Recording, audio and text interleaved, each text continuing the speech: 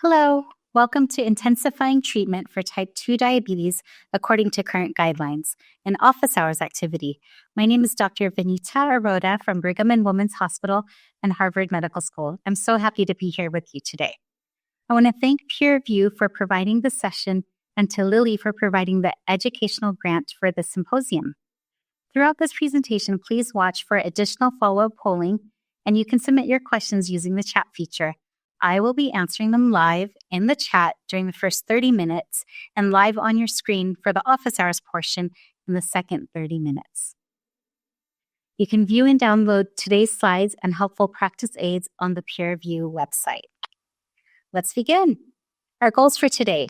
We want to augment your knowledge of the long-term consequences of therapeutic inertia, meaning the failure to intensify treatment in people with type 2 diabetes.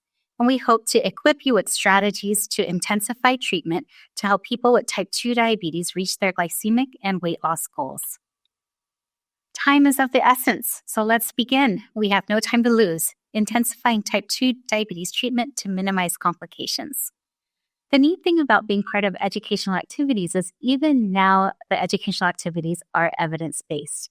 So what you see here is that today's webcast was designed to fill gaps exposed by other recent CME activities on type 2 diabetes and weight management. So in previous activities who answered correctly, they were able to recognize that timely intensification is linked to improved patient outcomes. They were able to cite evidence-based rationales that are aligned with the guidelines. They said that they needed suggestions to balance the real-world treatment challenges. Those who answered incorrectly in previous CME activities recommended less effective agents, focused on agents that with modest benefits, and didn't anticipate the patient willingness to select the newer or optimal agents. And in those who were unsure of their answers, there was hesitation to commit to more aggressive or more intensive treatments, and they preferred more time to meet goals, maybe additional lifestyle changes. This is all familiar to many of us. And there is uncertainty around newer agents as well as current goals. So let's address this. Consequences of clinical inertia, starting with the comorbidities and complications in persons with type 2 diabetes. What do we mean by clinical or therapeutic inertia? You've probably heard this term in many different contexts. What therapeutic inertia refers to is the delay or inaction to initiate or intensify therapy when glycemic treatment goals have not been met and are clearly indicated. So something should be done, but it's not being done. And this means that it could mean being slow to add or change the care plan if the patient's A1C is too high relative to their target. That care plan may include medications. It could include health checks, diabetes education, nutrition therapy, exercise, and emotional support.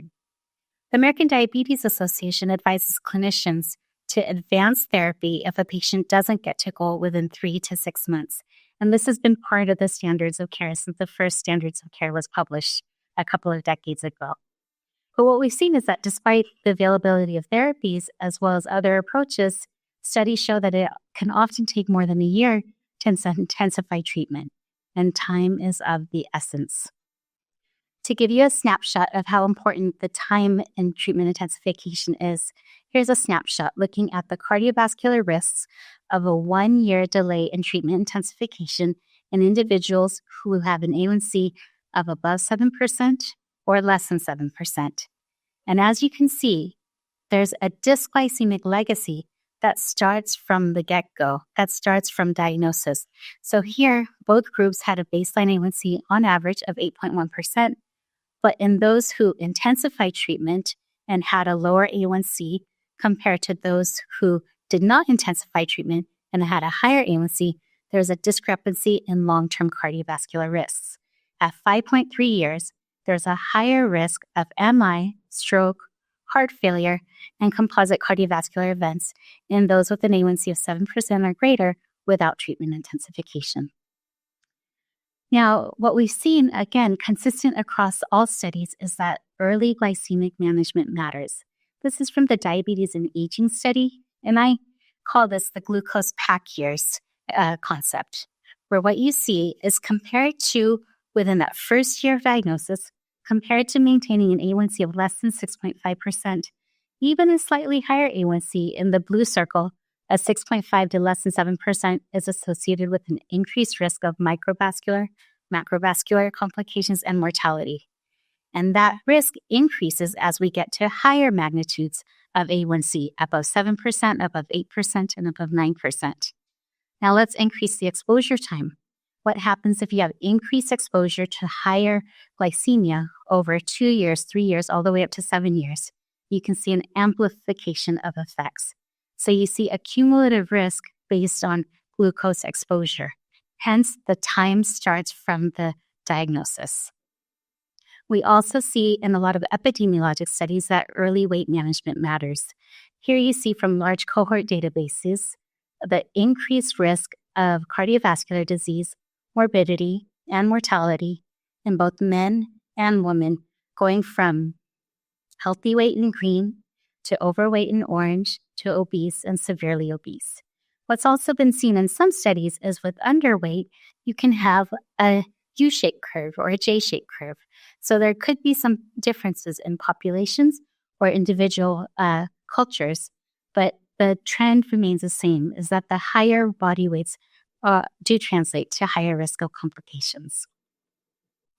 And what we've also seen from large epidemiologic studies is that early weight management matters. Here you see from large cohort studies that increased body weight in both middle-aged men and middle-aged women is associated with an increased lifetime risk of cardiovascular disease, morbidity, and mortality. And what we see is that the lifetime risk for total cardiovascular disease exceeded 30% for men and women in all BMI groups, that participants in higher BMI strata had higher lifetime risks for cardiovascular disease through the age of 95. However, all-cause mortality was higher for underweight individuals. So keep that in mind as you tailor it to the individual in front of you. So now before we move on, let's take a moment to answer a follow-up poll on early management of glycemia and weight.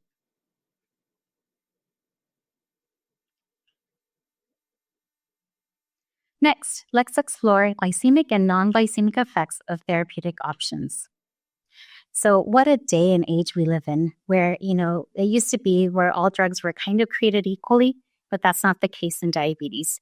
And what we have now is comparative efficacy studies and network meta-analyses that really kind of give us a snapshot of the differential efficacy of the glucose-lowering regimens that are available.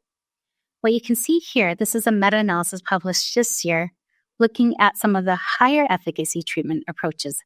This one is looking at tirzepatide, which is a GLP-1 and GIP dual agonist, as well as GLP-1 receptor agonist in combination with basal insulin, as well as GLP-1 receptor agonist in combination with SGLT2 inhibitors, as well as the high-potency GLP-1 receptor agonists. And you can see that we have a higher potency in terms of change in A1C and change in body weight with the tirzepatide or with the combination therapies. So we're definitely entering a new age of efficacy with the agents that are in existence. And compared to the olden days where we had higher risk of hypoglycemia, especially with treatments involving insulin, we are now able to nearly eliminate that risk in our patients with type 2 diabetes, dependent on the therapies that we choose. I love this heat map that we put together, really to show you the differences of the different incretin-based therapies, the GLP-1 and the GIP, et cetera, based therapies in terms of their effects on A1C lowering, as well as body weight. And what you can see is that we are definitely entering into a generation of higher potency agents that are able to see greater A1C reductions. We have the highest potency with semaglutide 2 milligrams weekly or tirzepatide at 10 and 15 milligrams weekly in both A1C reductions as well as body weight reductions. Now, how do we translate that at the bedside? One of the conversational points that we often have with patients in terms of goal setting is the impact of weight loss on some of the medical comorbidities. What we're all used to and we've all been trained is that 0 to 5% and 5 to 10% of weight loss can improve blood sugar, it can improve blood pressure, it can improve lipids, it can improve menstrual cycles, for example, in PCOS. But what we're also starting to see with some of the outcome studies is that once you achieve 10 to 15% or over 15% weight loss, we are now seeing the ability to impact disease modification or disease course. So in goal setting, we can aim for what our target weight loss is, depending on what the goals are. What's also exciting in the field of metabolic therapeutics is that even the current incretin-based therapies are more effective than the traditional weight loss pharmacotherapies that we've seen. So here we have the mean weight change from baseline with tirzepatide, higher dose semaglutide, phentermine topiramate, liraglutide, naltrexone, bupropion, and orlistat. And you can see that we've definitely entered an amount of weight loss where we can modify disease course. So now let's switch gears to the American Diabetes Association Standards of Care, where I've been really privileged to be a part of the process. So in 2022, the ADA and EASD in combination issued this consensus on approach to glycemic management in type 2 diabetes. And I was privileged to be a part of that process, focusing on the therapeutic section. What we all agreed upon is that the goals of care start with the person at the center. Their goals are to prevent complications and to optimize quality of life. We also realize that there are many principles of care that we need to recognize in order to support the person at the center, including, for example, shared decision-making, paying attention to our language, making sure that there's structured education, support, that we're looking at the whole picture of not just medications, but also health behavior modification. In terms of medical approaches, these are the 4 cornerstones that we focused on. One is making sure that we support glycemic goals through our glycemic management and the medications that we choose. 2 is recognizing weight management as a co-primary to glucose management and addressing it through any number of evidence-based tools that we have. In addition, not to forget that type 2 diabetes does increase the risk of cardiovascular disease, and therefore it's important to pay attention to and focus on cardiovascular risk management. And lastly, we have entered the era of the cardiovascular outcomes trials where we do have 2 classes of medications that can support cardiorenal protection. In other words, reduce the risk of cardiovascular disease and kidney disease. So there are specific agents within the GLP-1 receptor agonist class and the SGLT2 inhibitor class that has evidence to do so. I want to break it down a little bit further. So if we look at the algorithms in the international consensus, there are different buckets. So different agents of medications for the different health priorities. For the goal of reducing ASCVD risk, we again know from the CVOTs that there are specific GLP-1 receptor agonists and SGLT2 inhibitors with proven cardiovascular disease benefit. They are listed here. In terms of reducing A1C, we were very deliberate in the language that we chose here. We will all recall that in previous iterations of guidelines, the foundational therapy was metformin, and add a second therapy, add a third therapy. Here we said, keep the eye on the goal. Choose approaches that provide the efficacy to achieve goals. This may be metformin, this may be combination therapy, this may be a choice from any of the tiered therapies from very high to intermediate efficacy. So choose your agents that will help support patients getting to goal and maintaining the goals. We also included language on recognizing the importance of weight in type 2 diabetes and long-term outcomes. And so in persons with type 2 diabetes where weight is part of the picture, the preferred pharmacotherapy should be a GLP-1 receptor agonist or a dual GIP-GLP-1 receptor agonist with greater weight loss efficacy. And we tiered the levels in terms of efficacy on weight loss, with your very high efficacy being semaglutide or tirzepatide, and then followed by high, intermediate, and neutral. So now that we've had all this progress with therapies, how are we doing? If we look at the different databases, we see that over time, from 2011 to 2021, our proportion of patients achieving A1C goals hasn't budged too much. Here we see A1C in adults with diabetes and an A1C of less than 8% that is essentially unchanged over the last 10 years. And so this has been a high priority for the American Diabetes Association because the ADA publishes its standards of care every year, but what good is it if we can't keep up? And so despite more drugs, despite more education, despite more technology, the average A1C hasn't changed.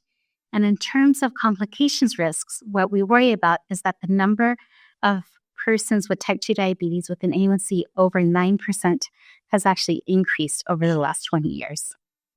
The ADA has established its OTI movement, Overcoming Therapeutic Inertia, and I really want to recommend the resources on the American Diabetes Association website, including this 5-minute video, which is highlighted here. And that is, just some bullets on treatment intensification. We know that reaching A1C targets soon after diagnosis predicts better long-term control. We know that persons with type 2 diabetes say they are willing to do more than their physicians believe they will do. So there are a lot of findings and a lot of areas that we need to work on. And we also know that less than 50% of persons with type 2 diabetes continue or persist on glucose-lowering medication after 1 year. Lots to work on. So let me highlight for you now the OTI initiative, the ADA Overcoming Therapeutic Inertia Initiative.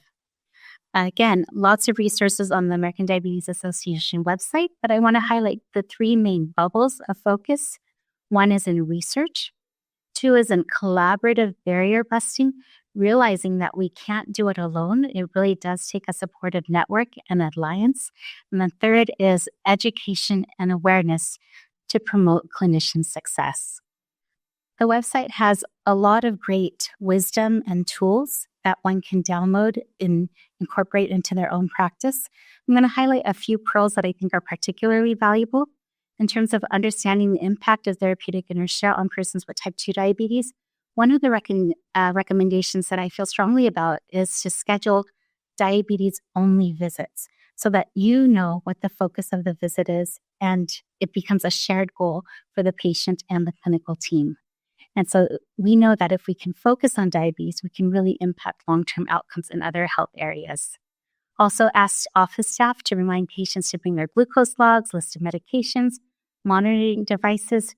Aim to adjust therapy when the A1C is not at goal.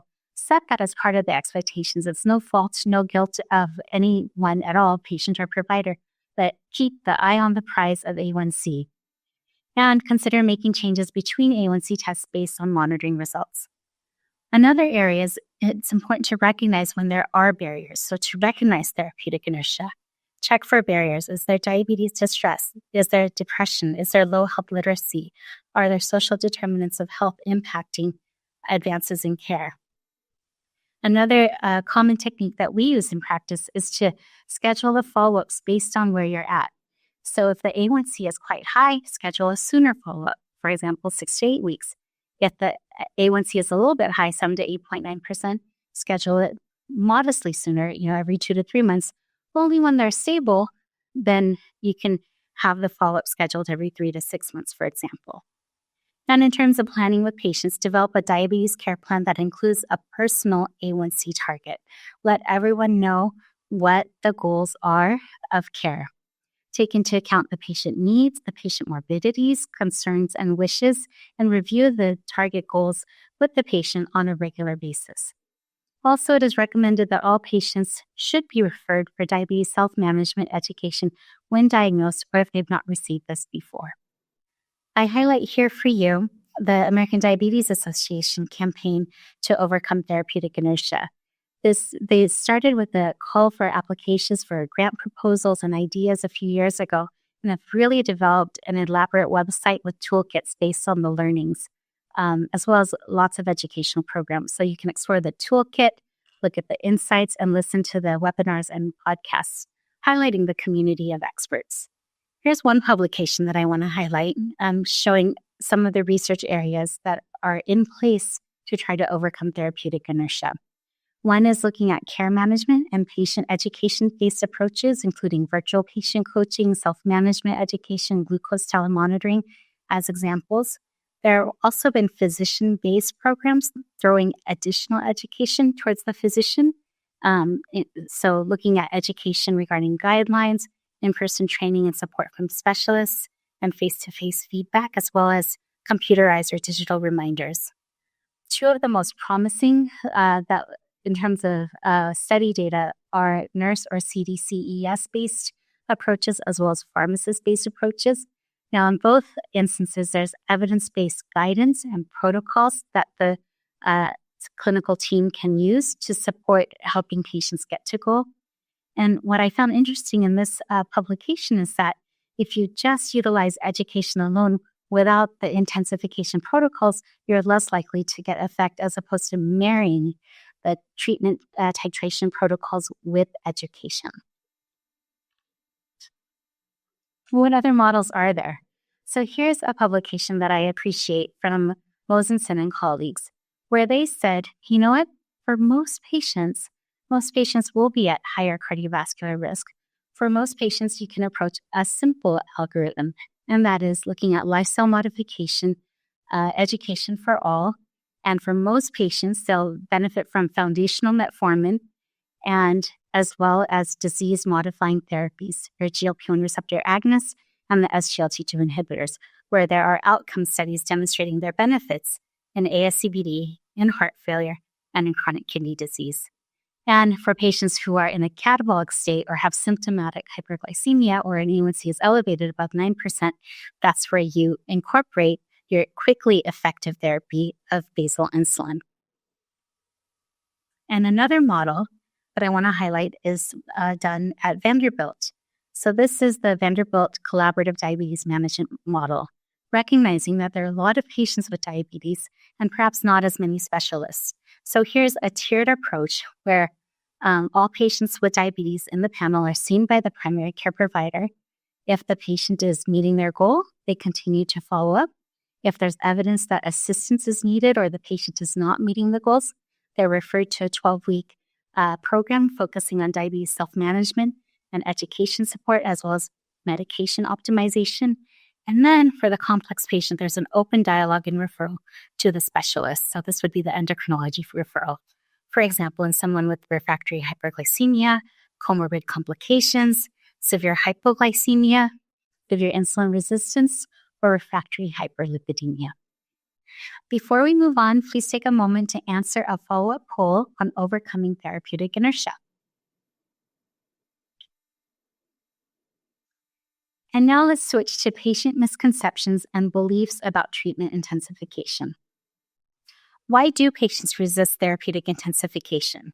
I think we can all think of anecdotes that come to mind from our own personal experiences. Here are some highlights from the publications listed below. A meta-analysis of 8 studies of medication beliefs among persons with type 2 diabetes found concerns about general worries about adverse effects, general worries that medications are overused, specific worry about the necessity of a medication, specific worries about a particular medication. Importantly, these concerns are listed as moderate, suggesting amenability to change through education. We also appreciate that therapeutic intensification may be resisted by persons with type 2 diabetes who weren't told that the progressive addition of therapies is expected, who view intensification as punishment for poor self-management, who feel that intensification represents worsening health, who are self-managing multiple chronic diseases, or who have difficulty affording their medications. So these are some helpful tactics for increasing patient comfort when intensifying type 2 diabetes treatment when needed, the top 5. And I really want you to think about your own patient examples because we've all had these conversations and dialogue. So many patients want to know how the medication will affect them more than how it works. So take the time to explain to help the patients know what adverse events might occur, how to take the medication, how it might reduce long-term risks, the benefits and risks of the different medications, make it a shared decision-making process, and how it might fit the needs and lifestyle. Also, what's been shown in this survey is that primary care physicians need to be more comfortable with the medication and have a supportive team to help them. We can't do it all alone.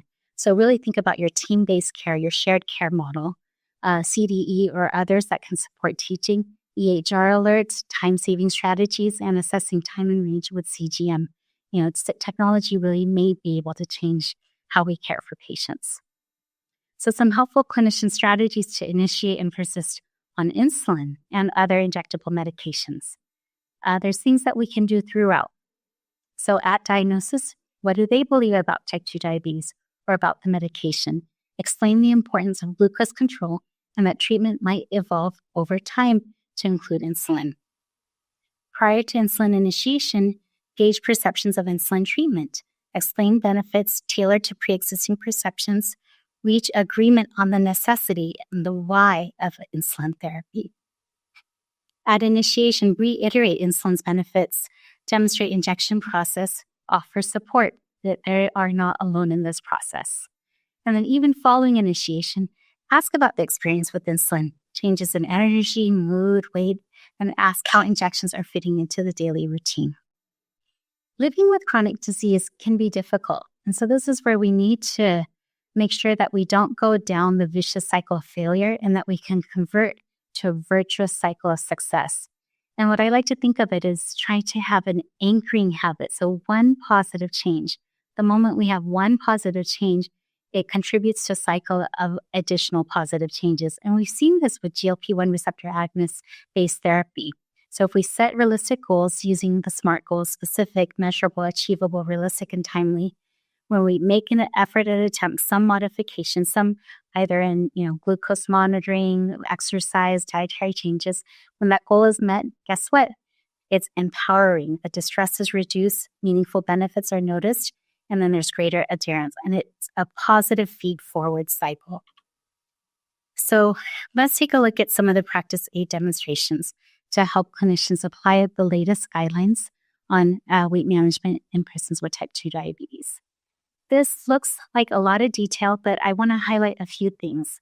One is that we are all in this together. It's an iterative cycle.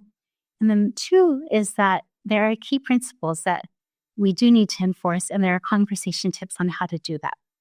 So we know that the nature of type 2 diabetes may change over time. So we need to set the stage for that. Treatment plans may change over time. Weight and health affect each other. These are all integrated with our full cardio, kidney, metabolic morbidities. And patients can't do it alone. We're in it together, and we should be encouraging patients to share difficulties. The healthcare team is here to help. So I highly encourage you to look at some of the conversation tips and keep these at your disposal. Also looking at SMART goals. So how do we make goals specific, measurable, achievable, relevant, and time-bound? It takes goal setting, conversation. Even something as what might seem simple as eat healthier, let's get granular. So including at least 2 servings of vegetables daily, keeping a food diary, starting with familiar vegetables, making sure that why they're doing it is relevant, and then evaluating in a time-bound manner. As one example. Here's again the heat map, so you can have an understanding of how the different therapies, the incretin-based therapies, can match the A1C lowering and the weight loss goals for your individual patient. We've covered a lot of material, so I want to highlight here the key takeaways on intensifying therapy in persons with type 2 diabetes. It is important to recognize when glycemic and weight goals are not being met, and not to wait more than 3 to 6 months before intensifying or adjusting therapy. It is important to provide anticipatory guidance to patients about the potential need to adjust therapies over time. We're also in a really privileged era that we know that multiple health goals can be addressed by medications, including the GLP-1 receptor agonists, the dual GIP GLP-1 receptor agonists, and SGLT2 inhibitors, which have demonstrated disease-modifying capabilities. Many strategies have been evaluated for overcoming therapeutic inertia. Find ones that have been tested in clinical settings like yours and give them a try. And finally, nothing succeeds like success. Help patients set SMART goals and initiate a virtuous cycle of diabetes management. Before we move on, please take a moment to answer a question on your practice strategies. That concludes my presentation for today. Thank you very much for joining me. Now it's your turn. Please stay on the line and I will answer as many of your questions and challenging cases as possible. After that, don't forget to complete and submit your post-test and evaluation for credit and to download the slides and practice aids. Also watch for the online version of this activity in the coming weeks and the final webcast in this Office Hours series beginning on January 15th. Thank you.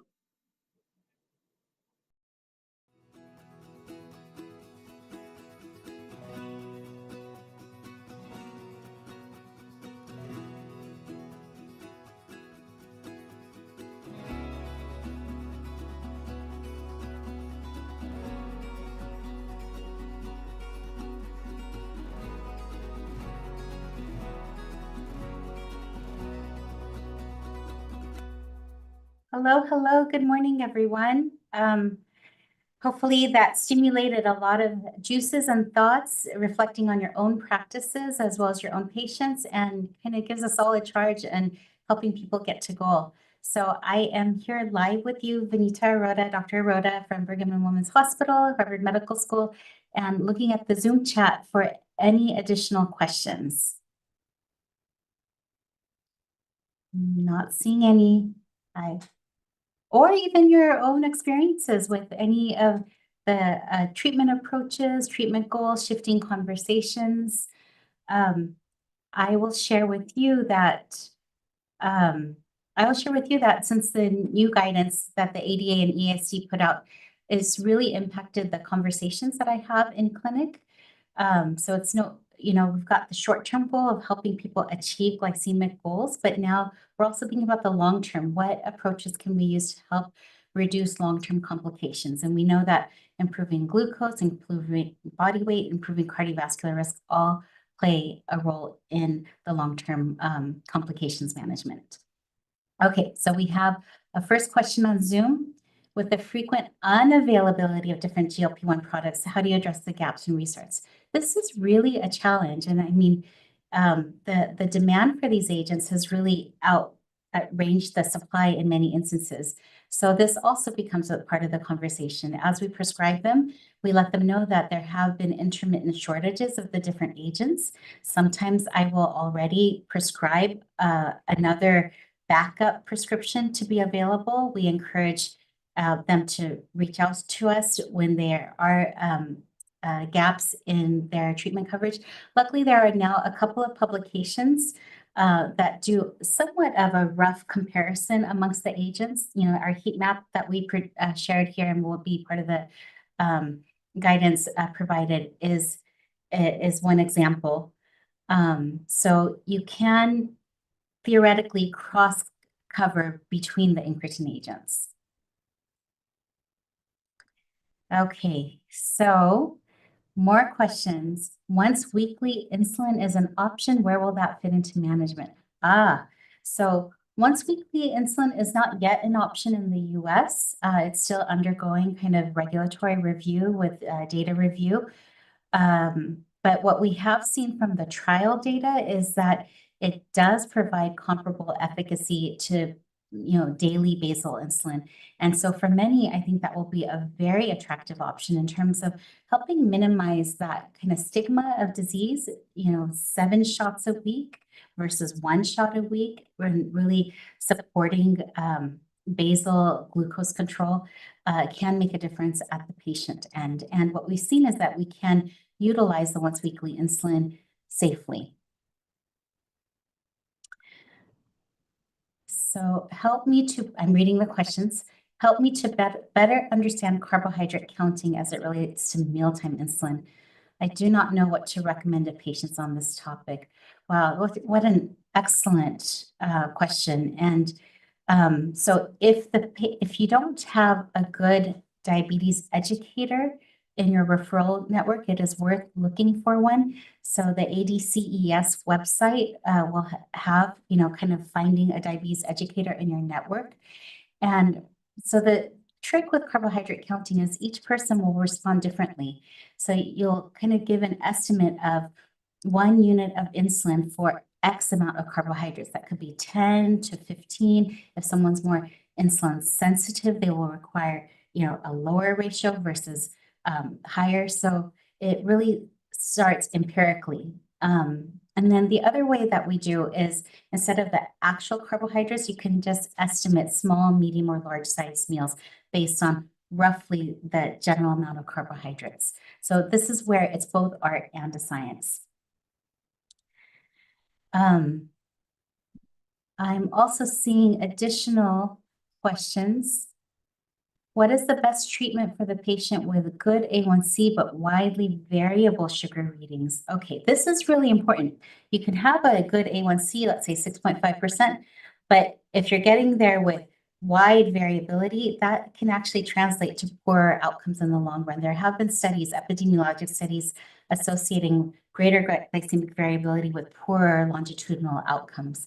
And so we do want to, part of our treatment goals is to minimize that variability.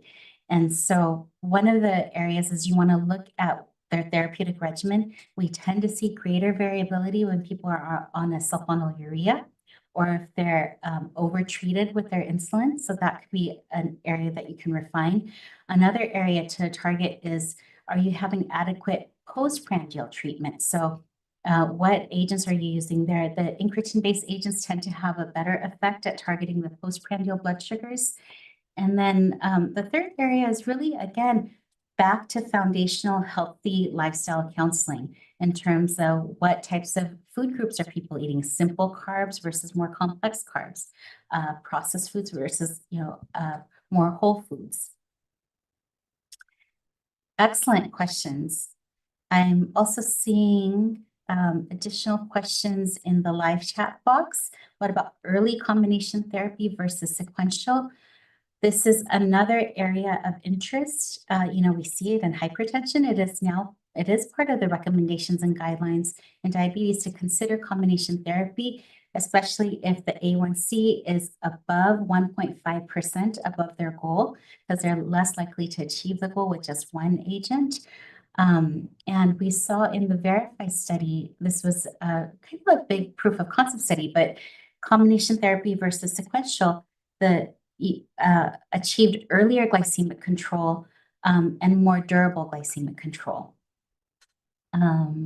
Let's see lots of great questions. Is insulin sliding scale used in outpatient setting? Even though we tend to not call it sliding scale, it is still used. So, we'll call it correctional scale. Anything that really helps patients manage and self-empower the management of their glucoses at home.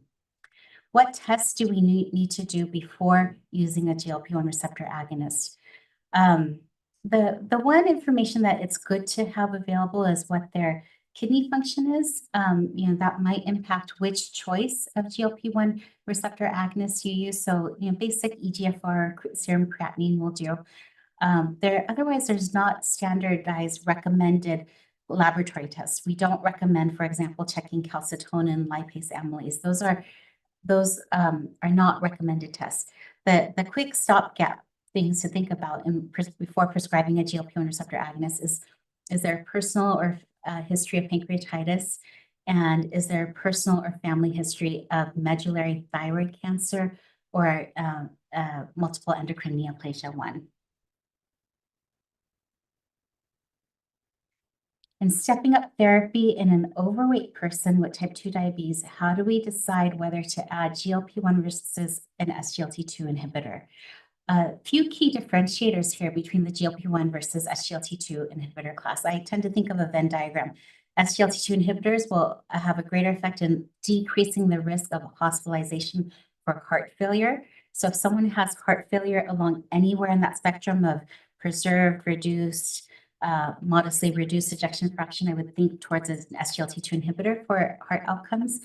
If someone has a higher A1C where you really want to get them to glycemic goal, you're going to have greater glucose lowering efficacy as well as greater weight lowering efficacy in general with GLP-1 receptor agonists, again, depending on your incretin-based agent.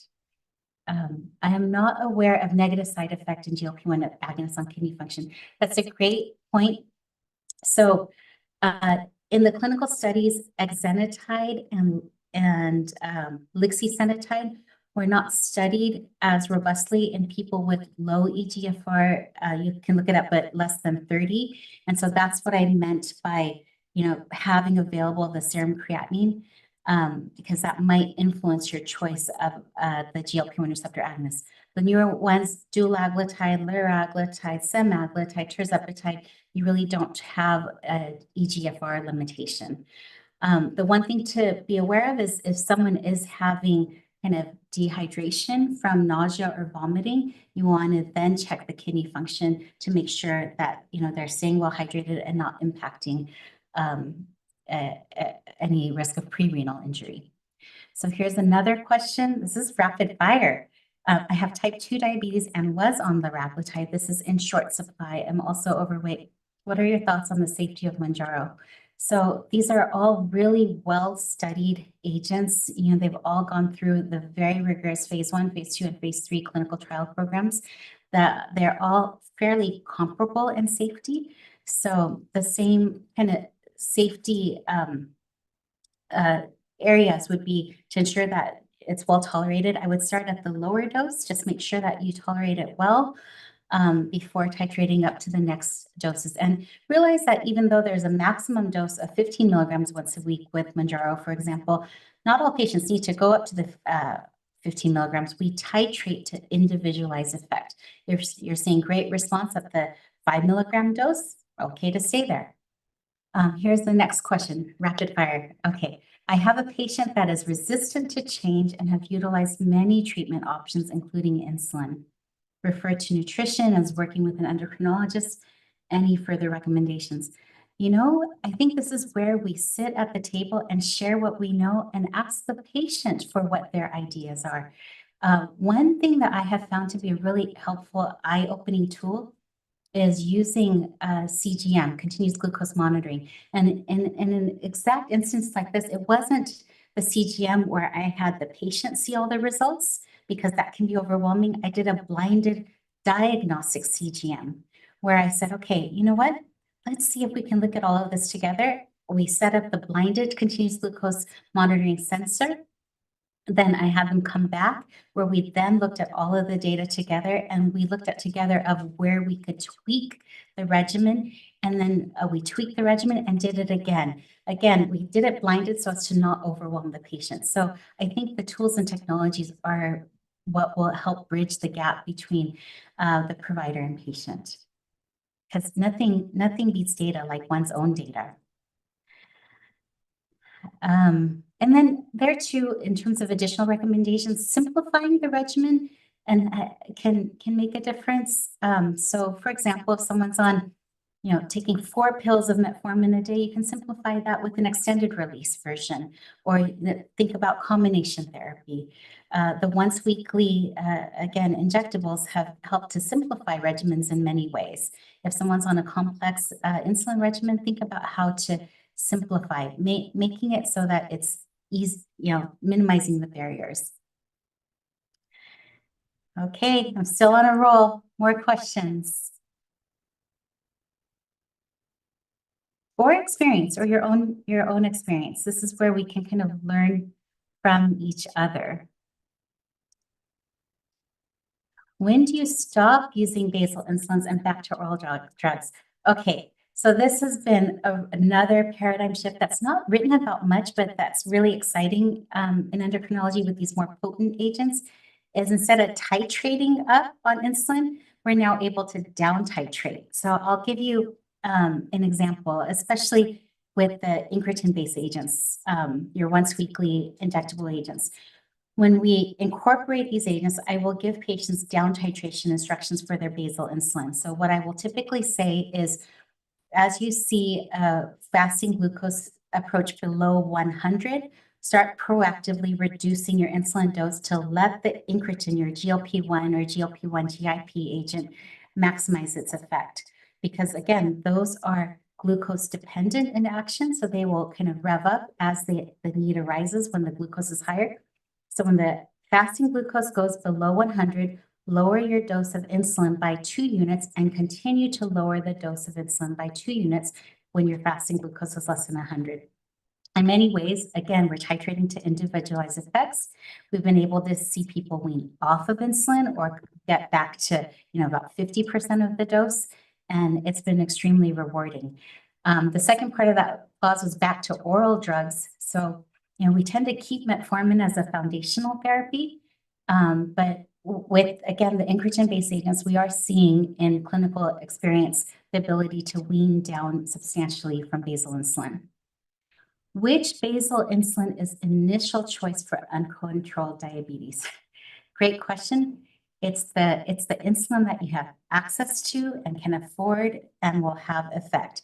Now, there are differences between the different basal insulins. So old school would be NPH, which has peaks. So it's, potentially higher risk of hypoglycemia. Then there's the next generation of basal insulin glargine or detamir, and then the next generation, which are more the ultra-long insulins that really have your best, most basal control, most physiologic basal control, which is your insulin degludec, as well as the concentrated insulin glargine U300.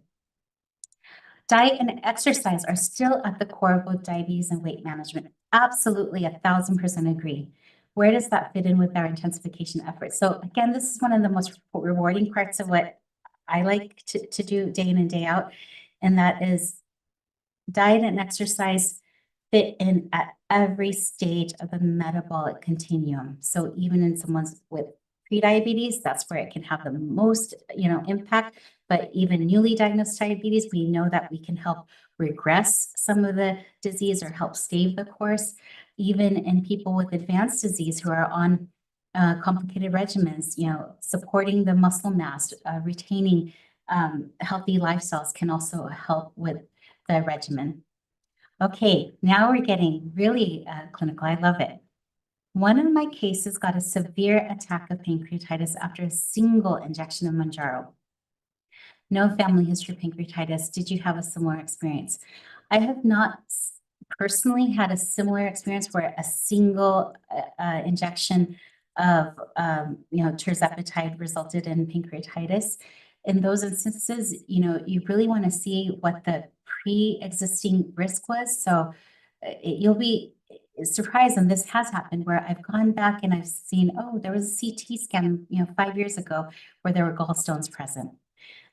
So you want to probe, is there a history of alcohol use, and really look back at all your previous imaging to see if there was pre-existing gallstones.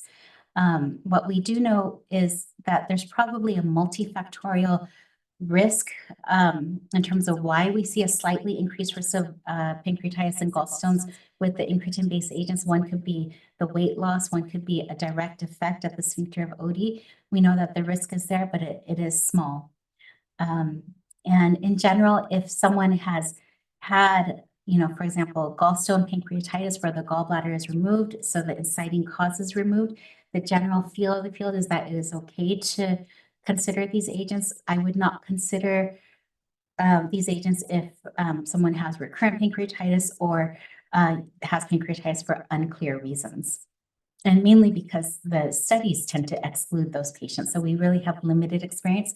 Though if you look in the literature, there are some case reports. Oh boy, okay. Patient is on weekly chemo with paclitaxel covered with IV steroids, which we know can impact glucoses. Blood pressure peaks to 28 millimoles per liter, so 28 times 18 for the milligram per deciliter change. Patient is on Humulin and Actrapid. On day 2 and 3, sugar drops and remains low till day 5, not requiring oral meds even. Sugars are swinging. Due to have chemo and IV steroids again on day 7.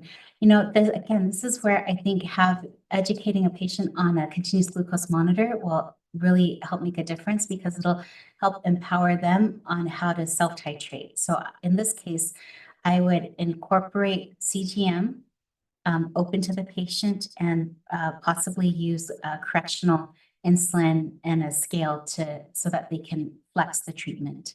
Other things that you can consider, again, considering the whole patient picture, you can think about just foundational metformin as a minimal basal insulin to see what is needed. But this is where CGM will help guide and tailor therapy.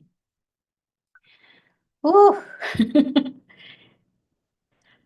the diabetes it's not easy, right? It's not like you can open a textbook with, this exact scenario, patient on weekly chemo with paclitaxel, what do I do?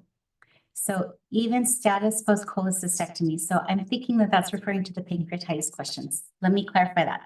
If someone has had pancreatitis and is known to be due to gallstones, and the inciting cause, i.e. the gallstones and gallbladder, have been removed, then in the field, if we consider that it is okay to proceed with incretin-based agents because you've removed the inciting cause. However, if someone has had idiopathic pancreatitis, where we really don't know what the cause, and given the extent of potential seriousness of pancreatitis, there is hesitation in those instances. In the trials tend to exclude people with idiopathic pancreatitis, but tend to include people who have had the cause removed, so status post cholecystectomy. I hope that clarifies. Oh, I'm seeing some thank yous in the chat as well. I really appreciate that. Okay, bring it on. We have a few more minutes. I will comment again on diet and exercise. So exercise, we tend to try to aim towards 150 minutes per week. And another important thing as you're counseling on the incretin-based agents is to make sure that patients are aware that as they lose weight, they may potentially lose muscle mass, because we've seen this with any mode of weight loss. So to counter that, muscle resistance exercises are important at least 2 days a week. And that, again, it has to be part of our regular counseling, no matter what stage of diabetes people are at. How do we increase patients' access to care and education that will help with managing diabetes and other morbidities? Well, that's the winner question. So, it's up to all of us to work together. The healthcare has evolved so that it's not just the patient and the doctor. There's an extended care team. So let's educate each other. Let's extend our the knowledge through our extended care providers, nurses, nurse practitioners, PAs, MAs. And really what we're starting to see is that a lot can be done with diabetes in between visits through telehealth, through the patient support system. And I think as I presented, the most intriguing has been not just general education, but people who have education married with titration. So pharmacists, for example, pharmacist-led education programs can make a big difference. And we utilize them within our program here, especially for titration, because there's a lot, titration, especially with insulin, can be complicated. So we need to marry the medical knowledge of titration, how to tailor it, with the general education knowledge. Options, the question is stated, options for obtaining GLP drugs sooner. So part of this has to go, again, with your medical history taking and goal setting. So if someone, has clear level of obesity contributing to the glycemia, so that if that is a valid indication in terms of prescription and FDA labels for considering GLP-1 agonists. The guidelines as you've seen, have really been updated to support person-centered care, person-centered goals, and choosing the therapeutics to match those goals. If someone has any significant cardiovascular history, a history of stroke, heart disease, stents, those are all, again, well-respected indications for utilizing the evidence-based GLP-1 receptor agonists and SGLT2 inhibitors. Are all SGLT2 meds offering CAD and renal protection? So it's a great question. We tend to think of the SGLT2 inhibitors as a class, but the different trials have been done with different agents. So the very first set of studies were done with empagliflozin, then followed with canagliflozin, and then dapagliflozin showed reductions in hospitalization for heart failure. But then there was also the DAPA-CKD showing renal protection. So while we tend to have a halo surrounding the class, the different medications have been studied within different studies. And we have those summarized in the ADA and International ADA EASD guidance for reference.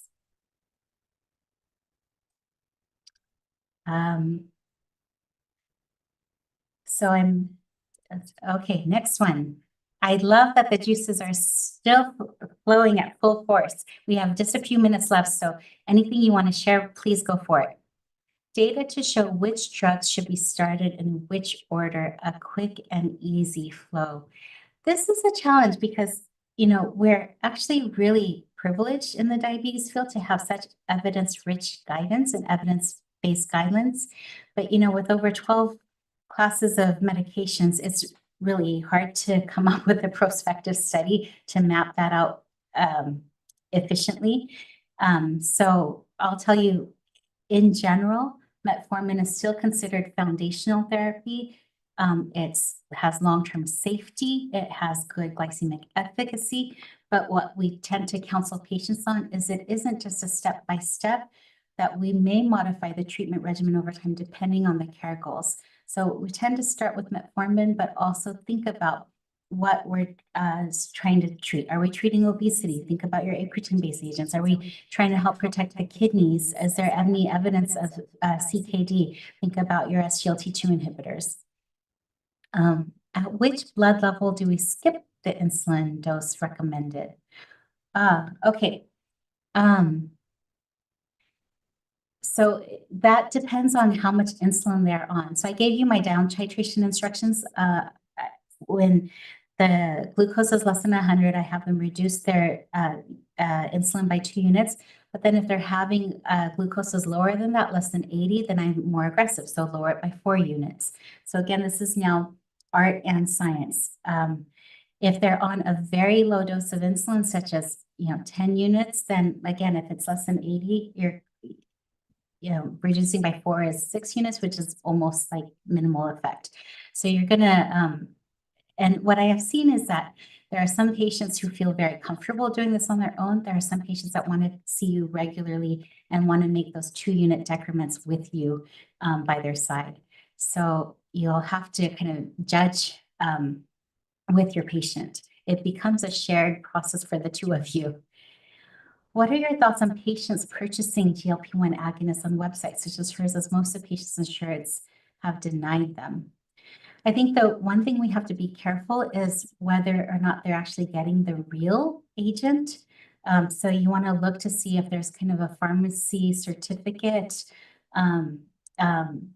associated. You want to be careful if what's being promised doesn't really look like what the actual agent. And I think this went to lead it to home base, includes some clinical pearls on GLP-1 agonist prescription.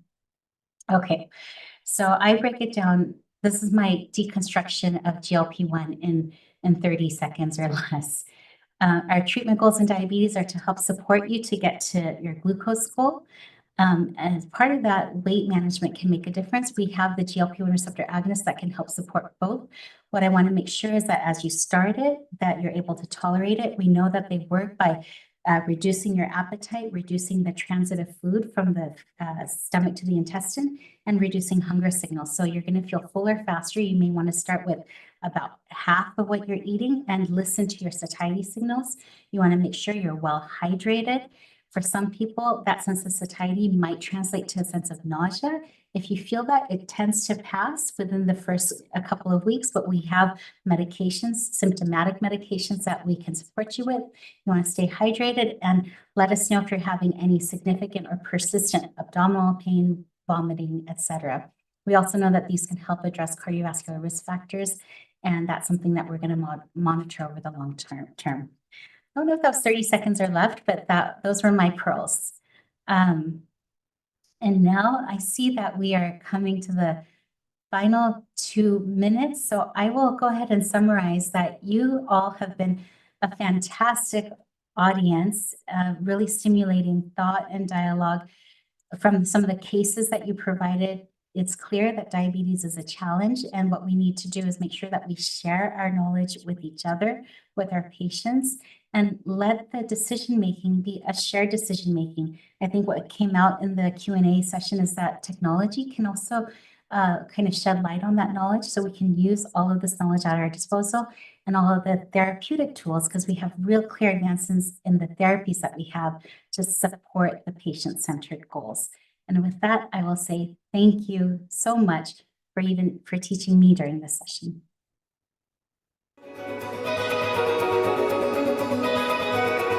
Thank you.